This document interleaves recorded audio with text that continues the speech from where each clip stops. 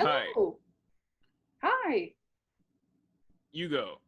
Hugo. No, you Hi, go. Scorsese. Speaking of Scorsese, hi, welcome to the Two Schnooks. We will be talking about Goodfellas, one of Oh, the most powerful films in our siblinghood. would you call it your favorite movie? No, What my would you? favorite movie is Silence of the Lambs. Okay, give Honestly, me I give me feel your like top it's neck five. and neck with Beaches. Beaches. Yeah, dog, I love Beaches, but it's like that sentimental power. But Goodfellas is obviously a better film. The Beaches. Would you call Goodfellas your favorite movie? It is my second favorite movie. What's Uh, your first? City of God? City of God. Yeah. Is it really? Yo, City. Yeah, you're right. You got Dude, it. I know you. City of God is amazing. I need to watch it. You haven't seen it? No, I got the opportunity once, but I didn't go see it. It's on. It's. I think it's on Netflix, and I have it on Blu-ray.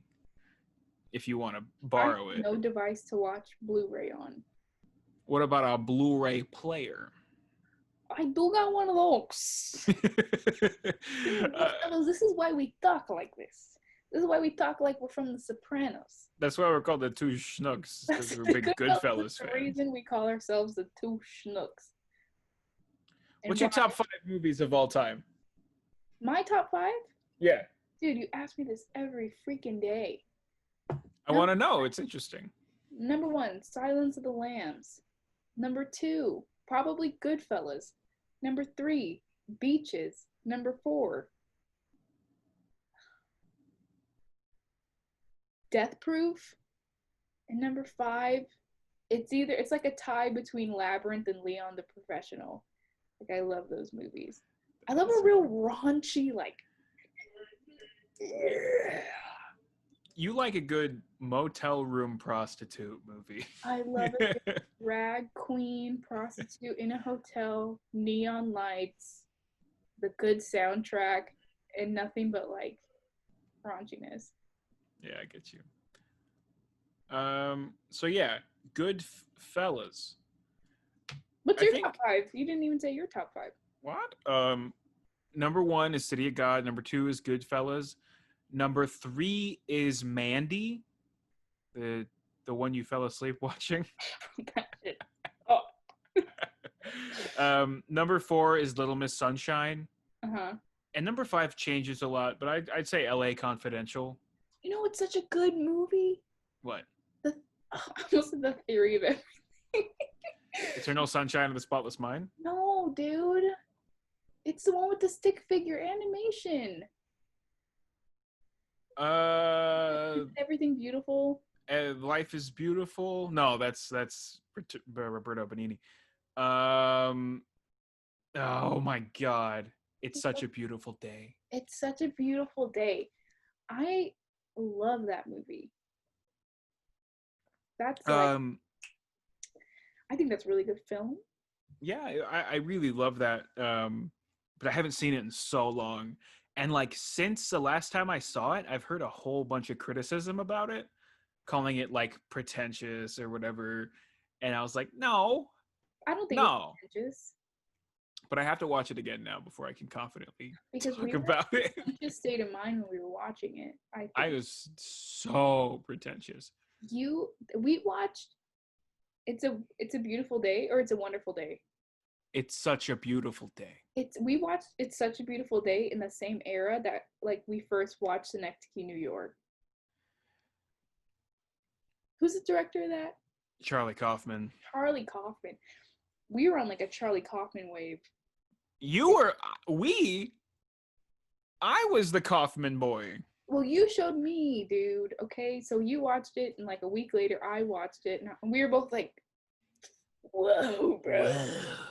Did you know? Did you know that? Did you know about the life we live? Oh, put on Such a Beautiful Day, dude." And then we were like, "Oh." I watched Natasha just randomly threw on um it's like Hector and the Search for Happiness. it stars Simon Pegg, and he's a psychologist with a boring everyday life until he goes on a globe-trotting adventure to the poor parts of countries to learn what happiness really is. Is he From accompanied by anybody or by? no, it's just him, and like he goes to like all these random. You don't like it? You don't No, think that was a good one? it the first thing that was super obviously not good about it was like they go to all these little areas in like China, like poor areas in China and Africa, and he just like interacts with them in a way that it was written by a white guy. Yeah. Like it's super black and white. Like there's the good victim people of the oppressors that are evil, and it's very white liberal. And it's in 2014, so there's a bit less social consciousness going on in there, I guess. I don't know. And then it was like, it was pretentious as hell. Like there was a team, there was one. Was she like, oh, this is one of my favorites? No, we turned it off. We turned it off immediately. That was the first time we saw it. She just threw it on because I love Simon Pegg. I think Simon Pegg's my favorite actor. What's he from? Hot Fuzz. Oh, Shaun of the Dead. The British guy. Yeah. Uh-huh. The one from the zombie movie. Yeah. Yeah, I like him. He's your favorite actor? I think so. I think for the reason that he can be in a bad movie and like elevate it to a way better experience. Like there's a movie called The Fantastic Fear of Everything or something. I don't know why he's in movies with such shitty titles, but he's in like it's like The Fear of Everything, and then he's like why people name their bands really interesting names. It's like people will be like, "Ooh, what's this about?" Yeah, it's just people who name their movies that. People are gonna be like, what an interesting name. Yeah, and then you watch it, and it's Simon Pegg. Like he's in a room the whole time. Mm-hmm. And he like doesn't want to go outside, and he's like scared of stuff. And there's a story, and it's kind of cool because it's like contained, and there's like a plot happening, and he just a bunch of crazy shit happens to him. But like if it wasn't Simon Pegg, it would suck. Like it would be terrible. So I think every time Simon Pegg's in something, it automatically I'm like that's gonna be good, even if everyone around him is bad. He will shine through it. What's the reverse of that? What's a good movie that someone's in that ruins the movie? Like an actor that ruins every movie he's in? Yes. Johnny Depp. That's not true. Have you seen Sweeney Todd? Well, not Johnny. Ruin every movie. I don't know. I'm still thinking. I the last 10 years of his career. Or make or break movies are the actors with the biggest personalities. Like, who's the guy with that voice? He was like, and then I went to the store. Gilbert Gottfried? Gilbert Gottfried. He'll probably ruin a movie. He could. Can you imagine? Let's say like he got cast as Superman or something.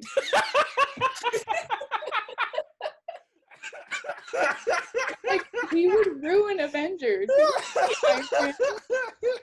I have got to save the day. This is not a drill. I have to do it. No irony at all. Like he is Superman. That's so funny. That's what I mean. Like people with really strong personalities put in roles that aren't for them. They could ruin a movie. I think the opposite is probably more common, where it's like someone who is okay, not a great actor, but like just everything they're in is not good. I'm trying to think of what that could be. Everything they're in is not good. Yeah, what's an actor that you wouldn't know because I don't watch a lot of movies that aren't that. Like, what are we saying? Not good is.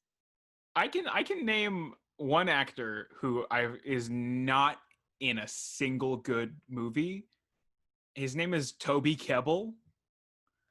He is in garbage only. That sounds like a country singer who started a dog food line. That was a really good joke. I'm serious. You feel like the most unfunny person. You're funny.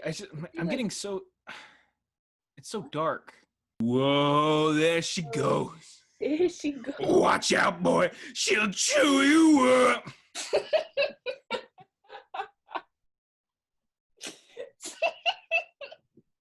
Hello. You make me feel like a teenage dream.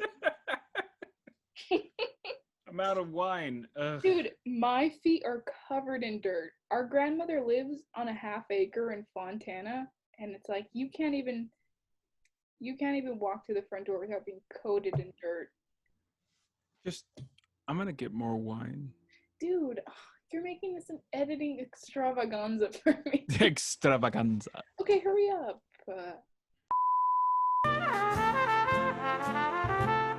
Anyway, that's not why we're here. We're not here to talk about crappy boxed wine. We're here to talk about deluxe 1942 wine that they drink in Goodfellas. on the East Coast in Goodfellas. My dream is to go to the East Coast just because to fulfill my fantasy of living in New Jersey or New York. Why New Jersey? The Sopranos is from New Jersey.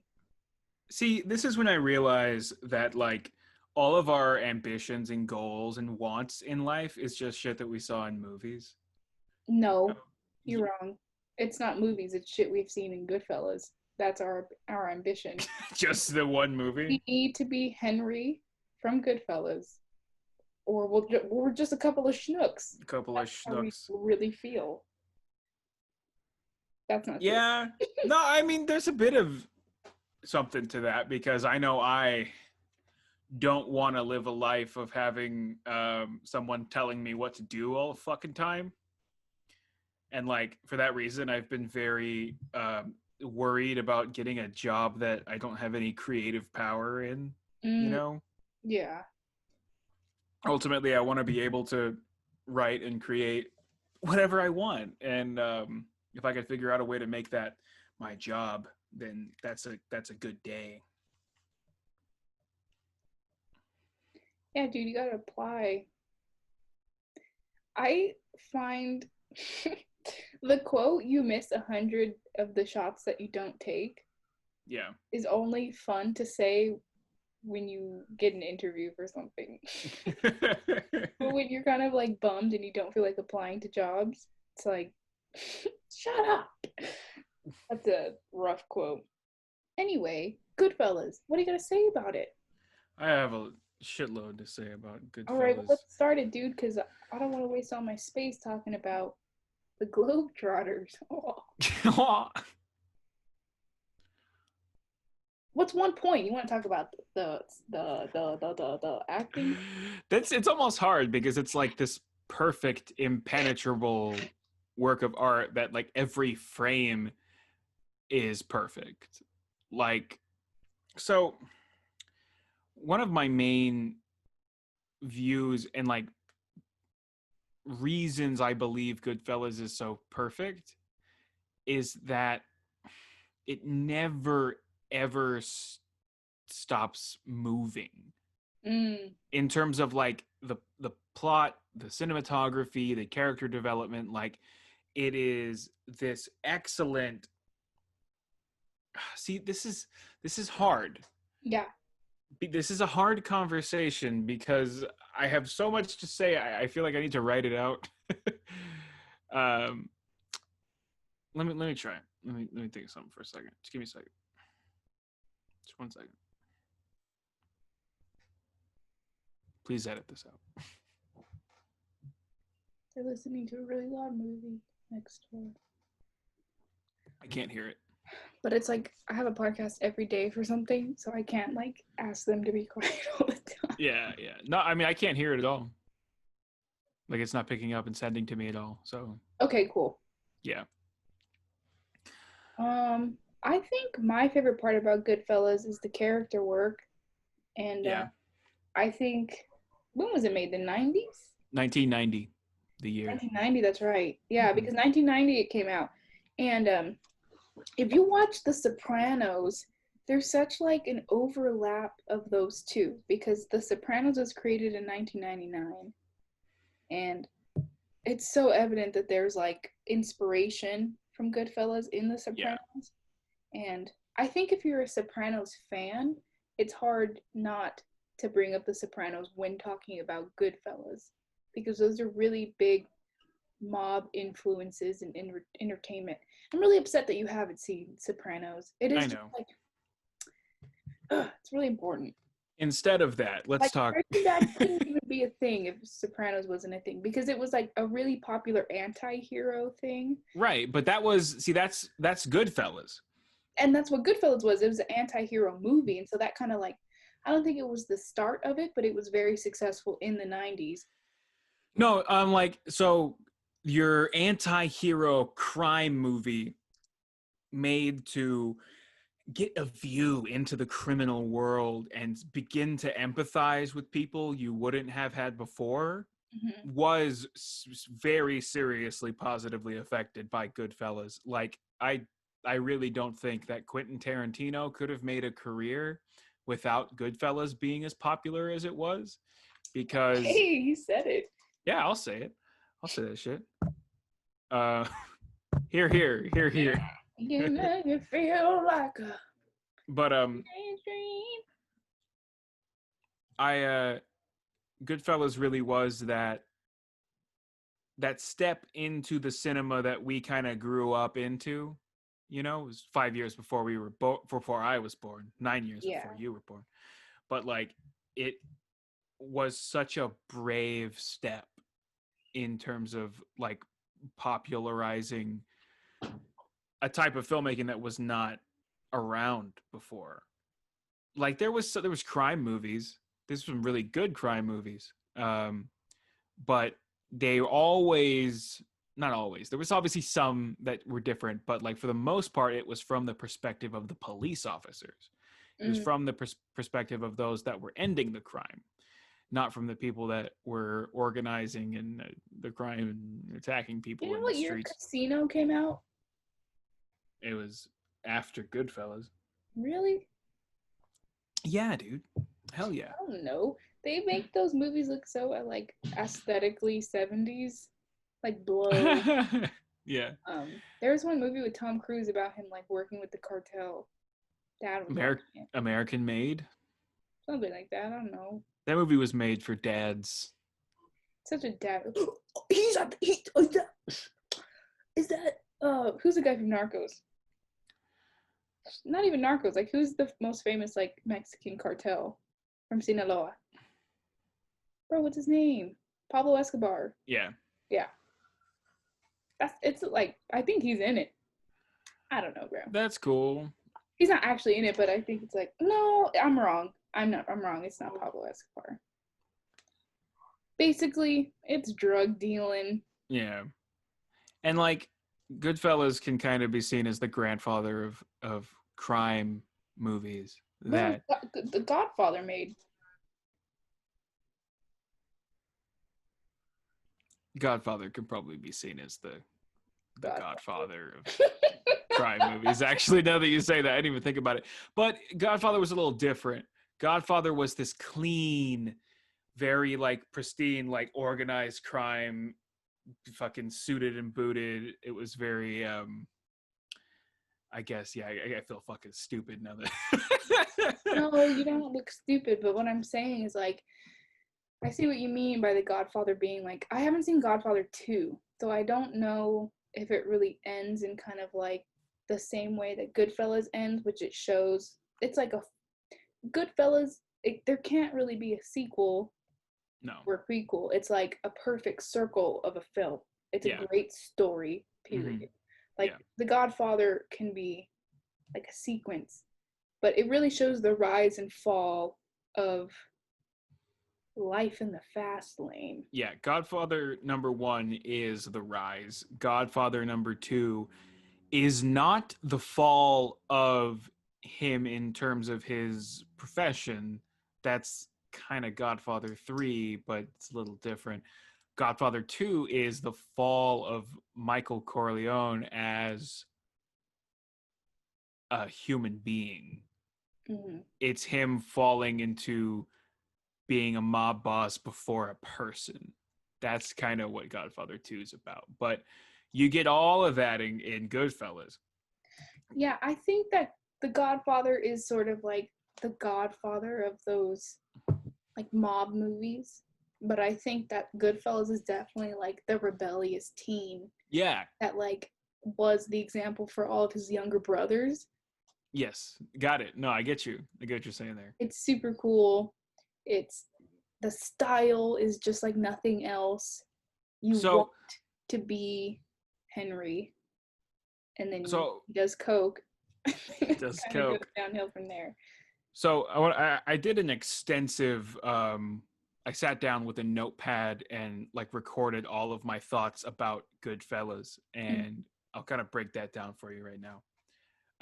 Goodfellas is actually 3 narrative sequences happening one after another that form its own narrative sequence. The first one being which one you're talking, what it is? Yeah.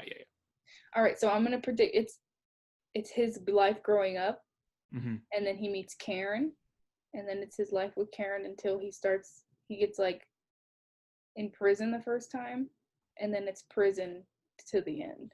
Yeah, you got it. The first, no, that's perfectly it. Right. I would say maybe the first one is him before he's a grown up, but like, there's definitely meeting Karen is like the first act of the middle sequence, and the big plot of that middle part is the Lufthansa heist, or oh, dude, I feel stupid as fuck. Hang on. No, the heist when he's in the shower and he's like, "We did it!" Yeah. Is that later on in the movie? No, that's about midway through the Karen sequence, or at the end of the Karen sequence. And then once they get that is when they start like getting too free with the money. The guys start buying their wives the coats and they get the cars. That's after he goes to jail though, right? He doesn't go to jail for that. Right. So, okay. Oh. The Lufthansa heist is it's a little different. You know what? Hi, welcome to our podcast. Welcome to our podcast where we're professional film reviewers. We're like, wait. When does pretend you don't see it come on?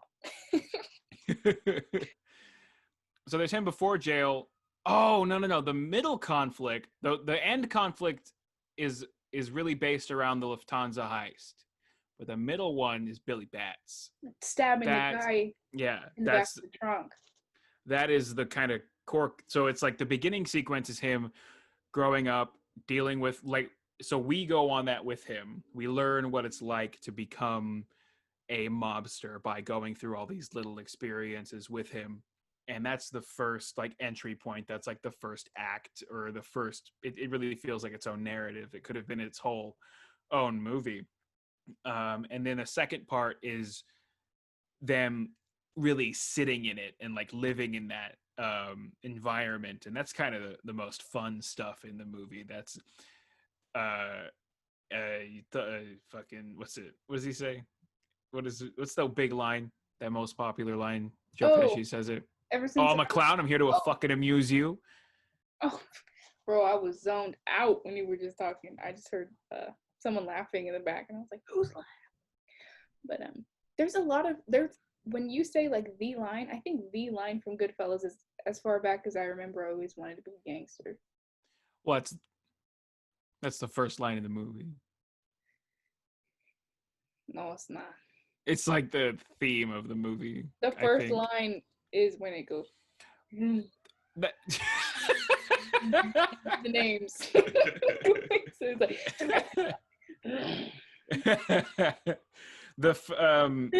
no, but that first line is the theme of the movie. I've always wanted to be a gangster. Wanting it is a little more important.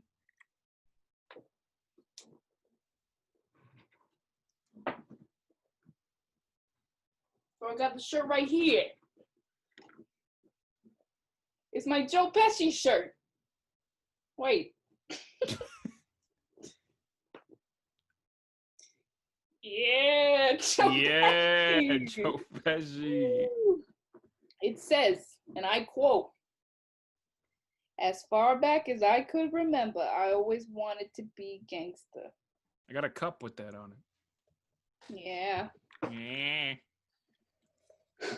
Anyways, the theme of the film really comes down to the wanting to be a gangster. It's more than just the crimes and the act and the being free from the law and doing whatever you want. It's like the it's based around the yearning to do that. The want to be that kind of person. It's a little more important than the actual doing it, you know? Yeah. And that's the ultimate tragedy of Henry is so in that second act is when it's all good, and then in the third act things get ugly because he starts getting involved in drugs, and it's not as okay anymore. Yeah, you Like, start to really see the effects that it takes.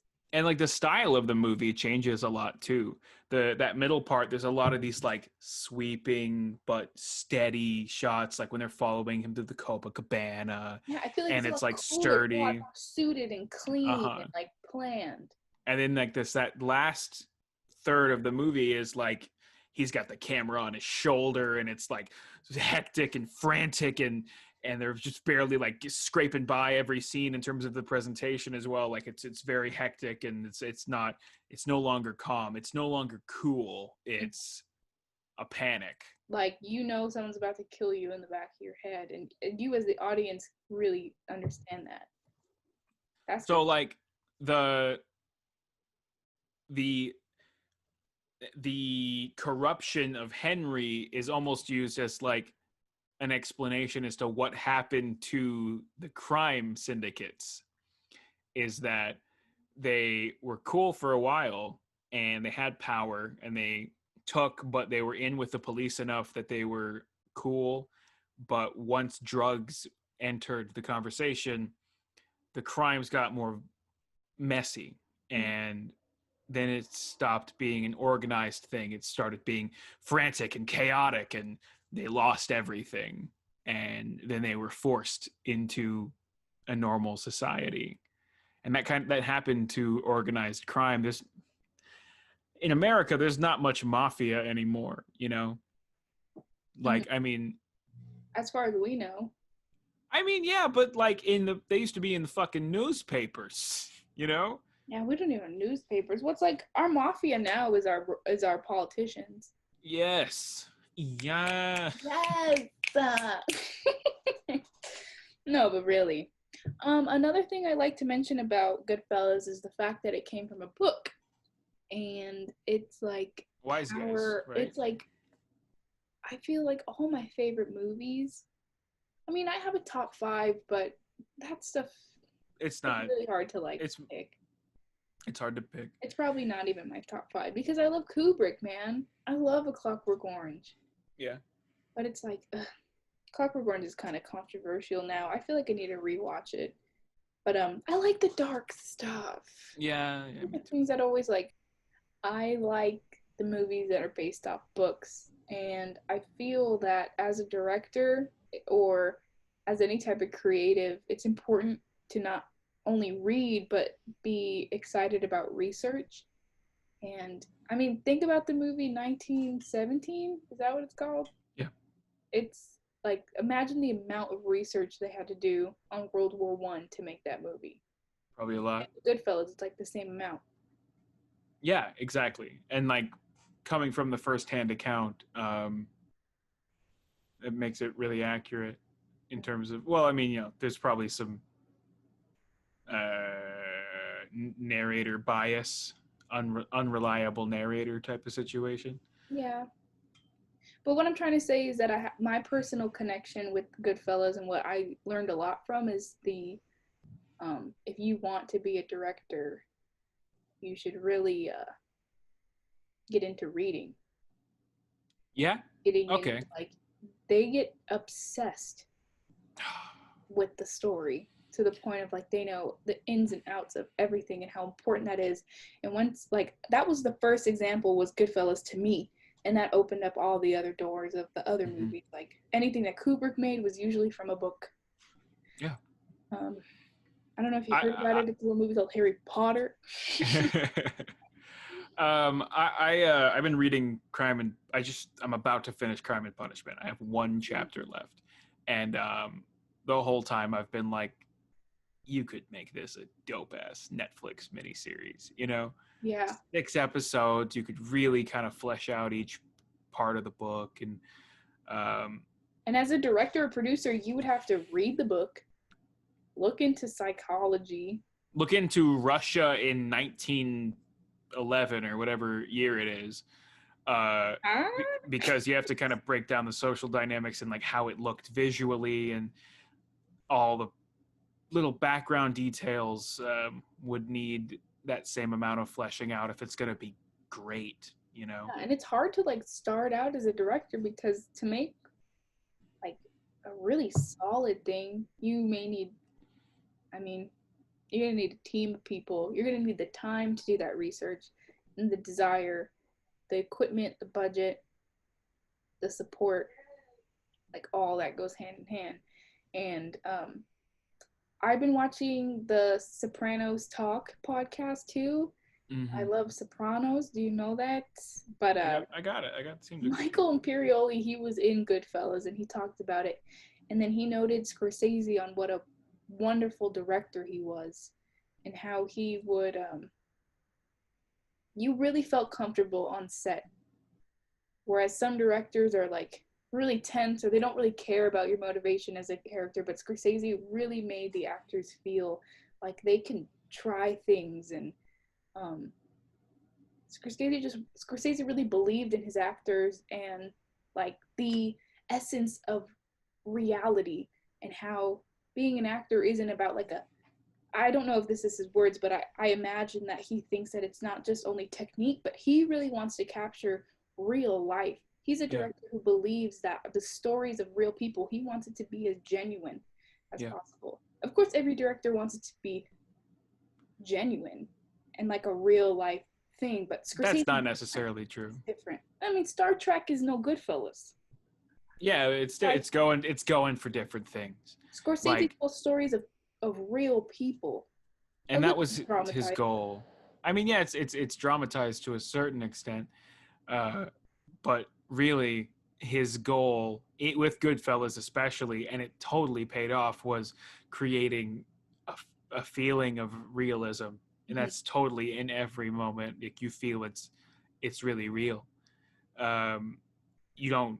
I can't. Ray Liotta is not in any other movies. You know, like, he's in other movies, but like, he's Henry Hill. Yeah. He's perfectly Henry Hill. Like, Karen is Karen. I don't even know their fucking names. Lorraine Bracco. I know her name. What's her name? Lorraine Bracco. Oh, I don't know. She's the therapist from Sopranos. She's Karen. And I think that comes with the presentation as well. You've got the camera, and it is so fluid and frantic and moving. Like, I don't think there's a single shot besides the I'm funny how scene where the camera is still. Every single moment the camera is moving, and you're exploring the world of these people by just viewing all of it. It's this, like, you don't see filmmaking like that much. Scorsese stops the camera when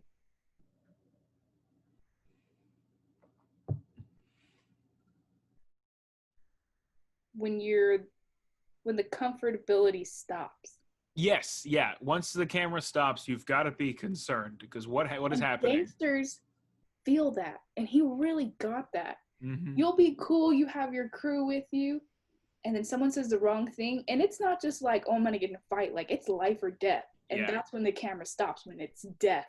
You're like, because that's the life of that's the reality of a fast lifestyle. It's like, in a second your camera stops, and you're like, and Scorsese and Goodfellas is my favorite kind of movie, which is shining light on real people and real stories. I've always liked nonfiction way more than I've liked fiction, personally. I'd rather read a nonfiction book, watch a documentary, watch an interview, watch Goodfellas, because it's a sense of like being human. Like Francis Ha and Roma and those type of things that really take someone through like a personal human experience. No, Goodfellas is a little bit more fiction. It is like, it's like, as real as a comic book can feel. I don't know. It's the closest a movie can get to feeling like you've lived another life and Yeah. that you've seen another experience. I think Scorsese has like been quoted saying his goal is. There's a quote of him saying, um, "You might see another person and be like, oh, that person's not a good person. He's bad," Mm-hmm. but in reality, it's you. It really is you. It's everything you are. But if it was born into a different circumstances, a different body, a different brain, if you were just born into a different life, like it's just as much you as you are yourself. And that's a mature way to view things. A lot of people don't like to hear that. Yeah, no. Most people don't like to think that, oh, this asshole. Nobody likes to think, oh, I could be a shitty person if I just got enough of the push. Yeah. But I think it's important. Roger Ebert described movies as empathy machines, and I always think that a good movie is going to introduce you to some people and make you understand why they are what they are. I wish I used that in my interview. That sounds good. That sounds good. That's a Like, good. that's A why I'm quote. so interested in storytelling, and it's like it's an empathy machine. That's so perfectly said. Because it's Ebert true. got It's it. like I want to feel that emotion, but it's not just like It's not just. I'm not just emotion surfing. Going through all these different experiences in order to feel a bunch of different things for fun. but the I want main to grow. I want to learn. I want to be a part of something that is bigger than me. I want to walk in another person's shoes because it makes my feet more versatile, Mhm. I when think it's like the ultimate life experience. You get to walk in other people's shoes. It's like a superpower watching a movie. yeah, a good movie. And the better a movie is, the better I mean, in this type of cinema. Yeah, but I think it can In just the look like cinema of anything that's understanding like another person. that's a bad movie. Just like frames going by you and a person talking. Turn your brain off movies. But a good movie, you're walking in a different person's shoes. And arguably, I hate Marvel with all my heart. Yeah, I had a hate feeling. them. But there's a little bit of empathy in there. I watch Endgame. There Yeah. are moments where I can go into that fantasy. I don't mind it. But it's not like Marvel is not. I'm going to take a second to defend Marvel because we were quick to shit on it. Marvel is the best superhero movies can get. And a lot of them, a lot of the time, do make you empathize with the characters. Now, I think the conflicts and the story and beating up a bad guy are uninteresting, but it's better than the superhero movies that come out besides that. I think it's because Scorsese said, and I'm not like a Scorsese like super fan. I don't know all the stuff he's done. I'm a big fan of Goodfellas, but I'm not like I hate it. Again, I didn't hate The Irishman, but I didn't like The Irishman. Um, I I just think I'm not a big sci-fi person. So So it's I want to put a pin in the sci-fi thing because I have a lot of things to say about sci-fi. and I don't think sci-fi is bad. I just think it's something that I enjoy. But were you trying to touch on what he said about Marvel movies? That they're not real cinema? Yeah. Did he not say that? He said that, and I totally fucking agree because in the term of cinema, the intent is what we're talking about, which is to empathize and learn more about people and walk in another person's shoes and feel things and grow and become more than you were beforehand. And I've had this conversation with a lot of people. And I think that that's totally possible, if not like equally in some sci-fi movies. I'm not shitting on fiction. That's not the point of sci-fi, though. That's not what sci-fi is doing. Sci-fi is not about emotionally connecting with characters. Sci-fi and Marvel the Karens. Marvel is not sci-fi. I just want to throw that out there. Science fiction in general is for the purpose of looking at our society. It's looking at human nature and looking at what culture is and how things sit. It does it by taking our technology and making certain parts of it more extreme. You make certain parts of the technology more extreme, you take it to its next level, and then you can more properly analyze how society works. That's kind of what society what sci-fi is best at. And superhero movies aren't that. Superhero movies are give you the opportunity to step into the shoes of like an imaginary what if world. Yeah, for sure. You know, where Goodfellas is like there's a little bit more reality with becoming a Frank Hill, a Henry Hill, Yeah. or Karen. You know, like that's something that I mean, at least for me, like I could see one of my aunts being Karen or something. So we have plenty of family members that fit into the description of a lot of the characters of Goodfellas. That's probably why we enjoy it so much. I know that it is kind of like a movie for people who have that experience too, and I don't think it's as widely loved. I mean, that's the thing. Not loved, but relatable. I feel like we were so connected to it because we have a little bit of our background that relates to Goodfellas. Yeah, me and you, we love Goodfellas in a cinematic sense, and we can understand it a little better because of where we come from, our family. And a lot of the fans of Goodfellas, people that have like Goodfellas tattoos, mostly are on the side of people that relate to it, people that have lived that more intense gang life, and they see like that film represents me. That makes me like feel heard. Italian or sure. Or I mean, we live in Southern California. A lot of our family, I mean, we are Mexican. Yeah. In our family, they come from. We have a lot of relatives that have been involved in gangs, and they've always connected to Goodfellas because it represented them. Now, the fact that it represented a group of people that don't normally feel represented in media just proves how good it is, because it takes this type of lifestyle that is uncommon and really makes it feel like you're there, like you're in it, and you wouldn't do it. Like most of the people in America are not gonna go be in part of a gang and rob shit. Right. Like movies are empathy machines, but a lot of people like it's an escape too. Yes. Hold on. Pause. I have to pee. Oh my god. You should pee too if you have I'm gonna to. have no space on my computer. Hey, how you doing? My name's Tony. Here we are. I'm gonna chew ice for a minute and then delete it later. And we're back.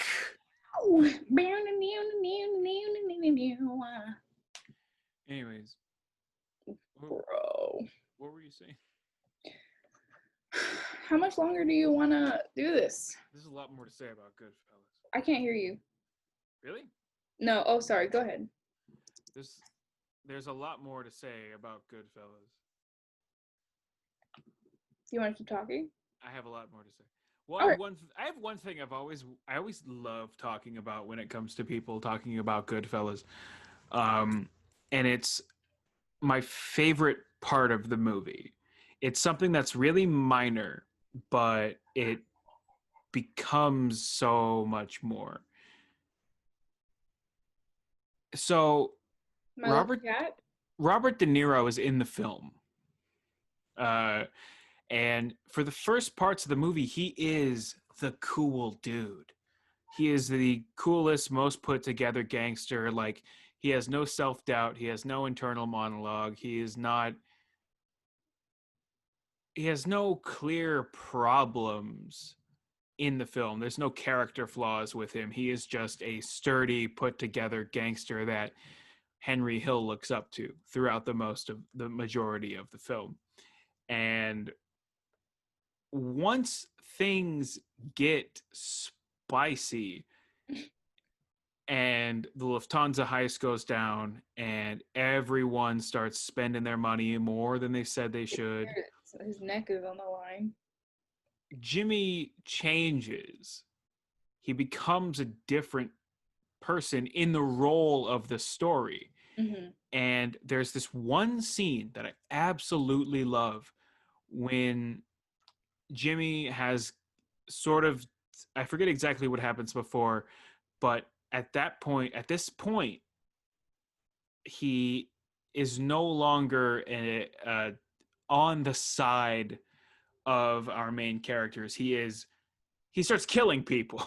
He starts being responsible for the death of Carbone and all these different other characters.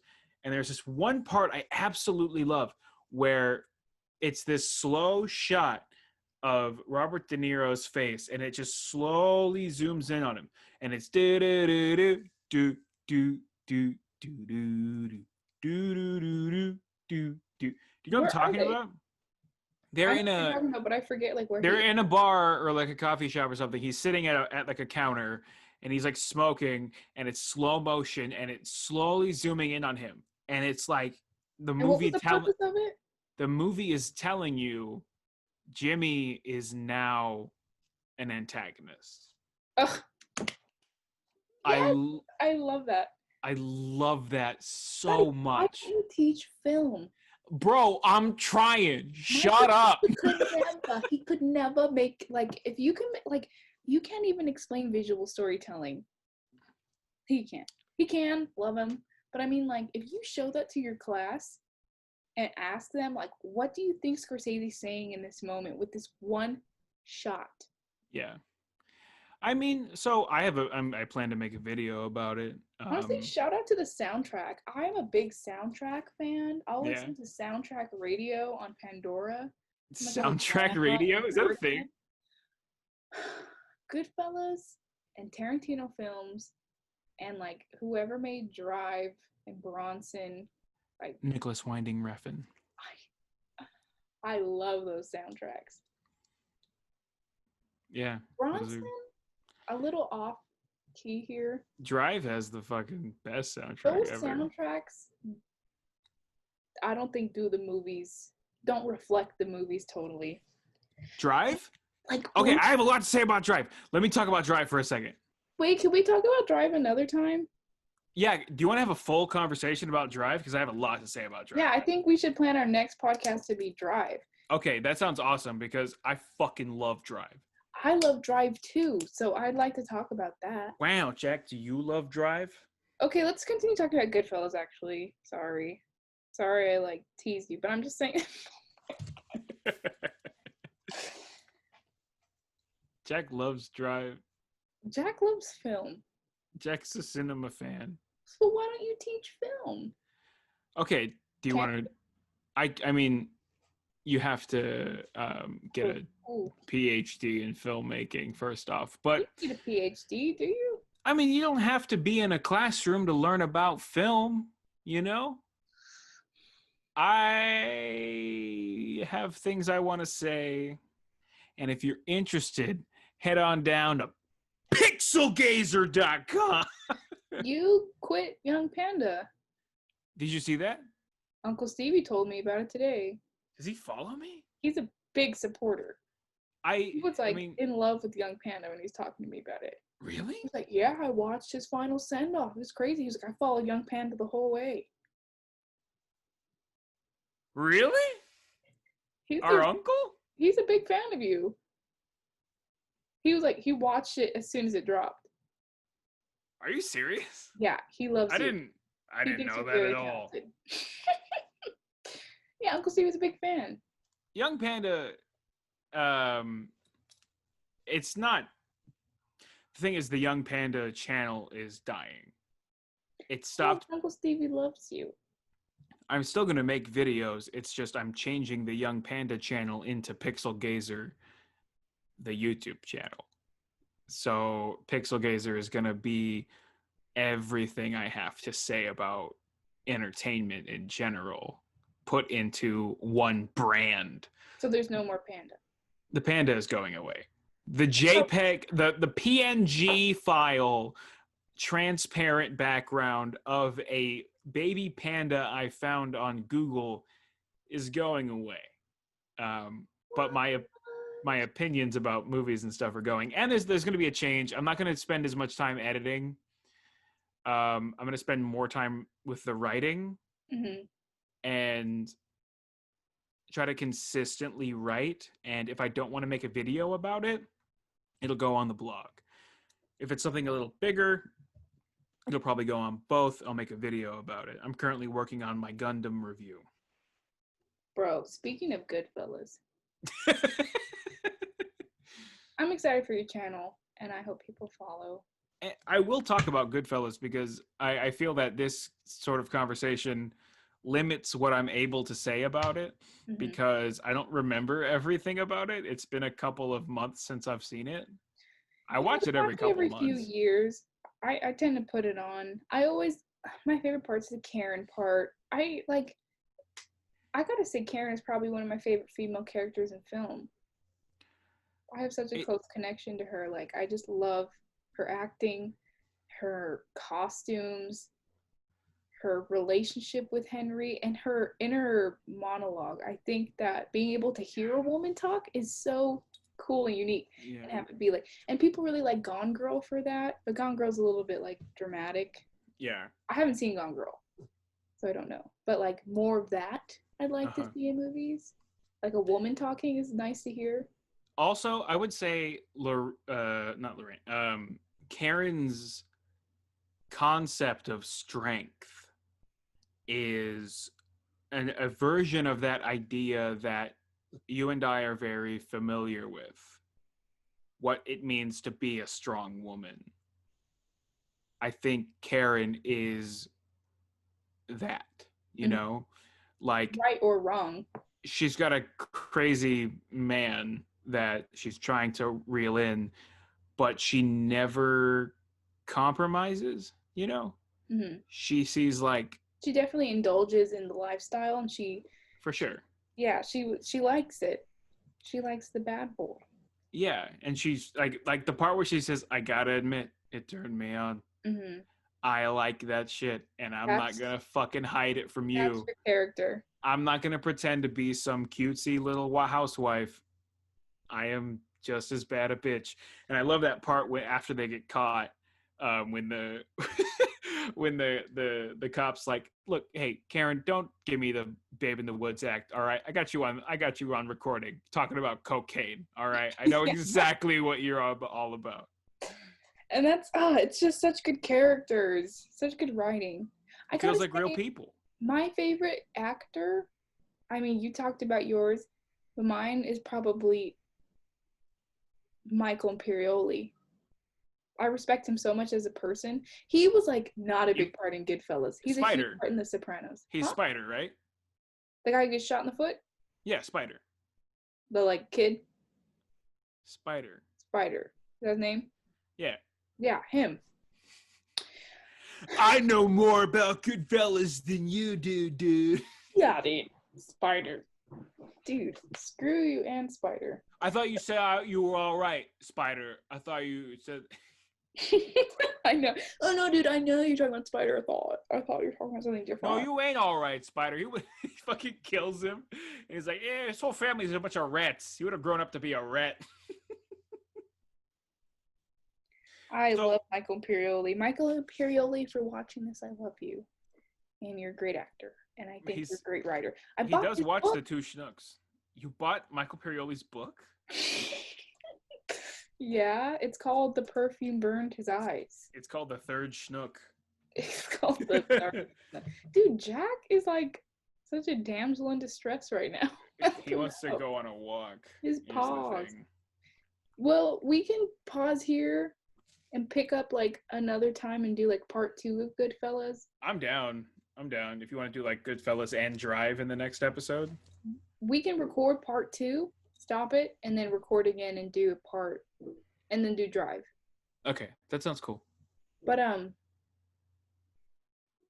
we should probably start a little earlier if we're going to be doing a double. What time is it? How long have we been talking?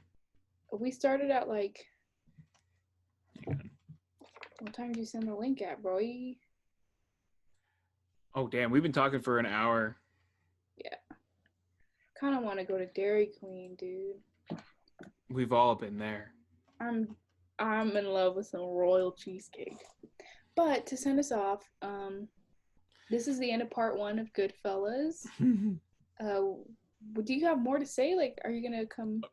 I have at least an hour of material on Goodfellas without you talking. bro. Like, I didn't even get to talk about how, like, about the acting quality and how, like, everything feels improv, you know? I hate that you haven't seen Sopranos. I've seen It's Sopranos. you saying stuff about Goodfellas and me saying stuff about the Sopranos back and forth. Because Sopranos is just a Goodfellas was like a 6-season or 7-season long extravaganza. Besides season 1, okay? Well, I've only seen season 1. Okay. Now you gotta pay for it. Screw you, Amazon Prime. Jeff Bezos, don't kill me. Jeff Bezos will kill you. He has the power. Okay, well, his name's Jeff Kisses in Spanish.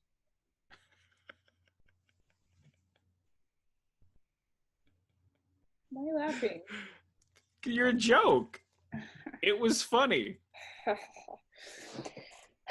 Yeah, so we're gonna talk some more about Goodfellas. Hopefully, what we talked about was even understandable. It's just a mess. It's all in there.